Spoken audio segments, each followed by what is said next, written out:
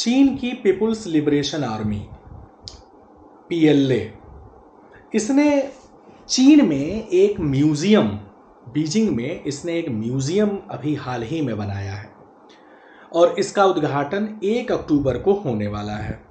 1 अक्टूबर चीन का राष्ट्रीय दिवस होता है और चीन के राष्ट्रपति शी जिनपिंग इस म्यूजियम का उद्घाटन करेंगे। यह म्यूजियम अचानक से भारत में चर्चा में है। क्यों?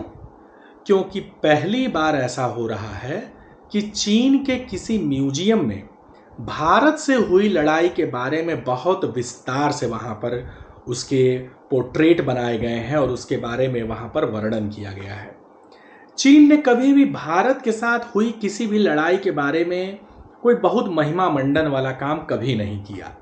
चीन ने हमेशा जापान और कोरिया से हुई लड़ाई को प्रमुखता दी है।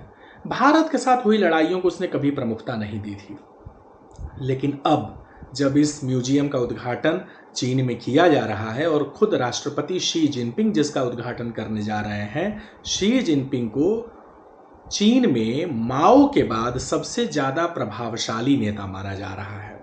शी जिनपिंग इसका उद्घाटन करने जा रहे हैं और इस म्यूजियम में 1962 में भारत और चीन की हुई लड़ाई और अभी 2020 में गलवान घाटी में हुई भारत और चीनी सैनिकों के बीच की झड़प को बड़ी प्रमुखता से दिखाया गया है। इंटरेस्टिंग बात है कि चीन ने भारतीय सेना को आक्रामक सेना के तौर पर दिखाया है। चीन ने अपने इस म्यूजियम में यह बताया है कि 1959 के बाद से लगातार किस तरीके से भारतीय सेना चीन की सीमा में हस्तक्षेप करती चली जा रही थी और चीनी भूमि को अपनी तरफ मिलाती चली जा रही थी, जिसकी परिणति 1962 के भारत और चीन के युद्ध के रूप में हुई। और उसके बाद से इस 62 की लड़ाई के बाद चीनी सेना ने अपनी भूमि को प्राप्त किया। इस तरीके की बात इस म्यूजियम में बताई गई है। गलवान घाटी के बारे में हुई झड़प में भी कुछ यही सब चर्चाएं की गई हैं कि किस तरीके से भारतीय सेना चीन की भूमि को हड़प रही थी और वीर बहादुर चीनी सैनिकों ने, जिसमें एक सैनिक का नाम भी उसको एक विशेष महत्व दिया गया है क्योंकि वह सैनिक मारा गया था उस लड़ाई में, उसको चीन का सपूत बताया जा रहा है।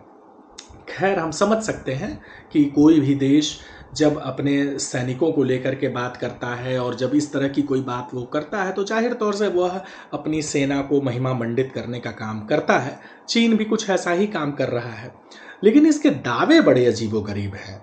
जिस भारतीय भूमि पर चीन कब्जा करके बैठा हुआ है, उस जमीन को चीन अपना तो बता ही रहा है, उसके अलावा वो ये भी साबित करने में लगा हुआ है कि इन लड़ाइयों में कैसे भारतीय सेना ने चीन की भूमि पर कब्जा करने का प्रयास किया था।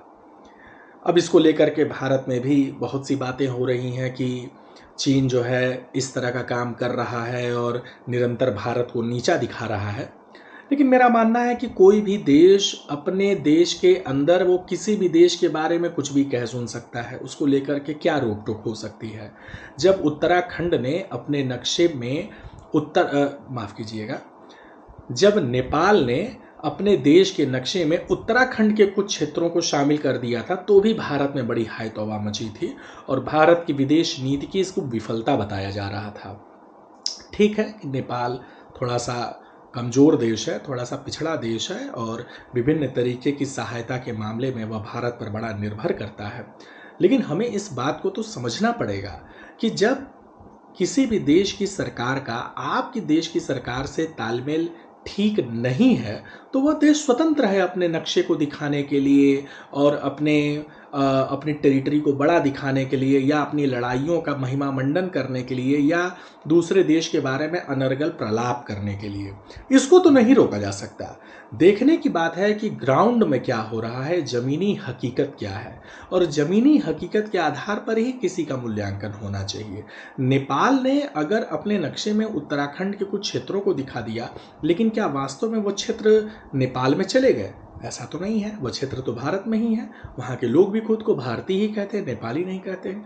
तो इसी तरीके से चीन अगर कोई दावा करता है कि यह क्षेत्र चाइना का था और भारत ने इस पर कब्जा किया और कैसे हमने भारत से उसे प्राप्त किया और कैसे अपने चीनी ज़मीन की रक्षा की, और इसको वो अपने म्यूज़ियम में प्रदर्शित कर रहा है, तो यह पूरी तरीके से चीन का अपना अपना आंतरिक मामला है और वहाँ की राजनीति का भी इसमें बहुत बड़ा रोल है।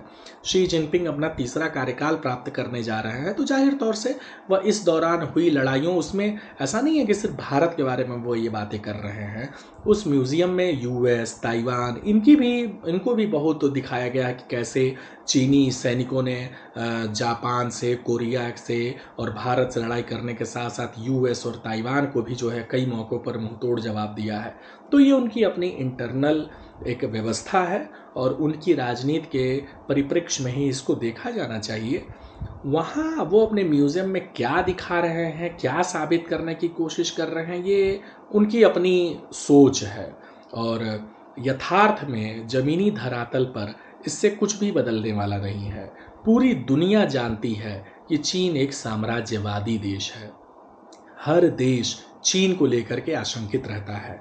उसका कोई भी पड़ोसी, मंगोलिया एक कितना छोटा सा देश, आप जब संसार का मानचित्र देखेंगे तो मंगोलिया एक रूस और चीन के बीच का एक छोटा सा देश आपको दिखाई देगा, लेकिन यह देश इतना छोटा नहीं हुआ करता था, यह देश बहुत बड़ा हुआ करता था।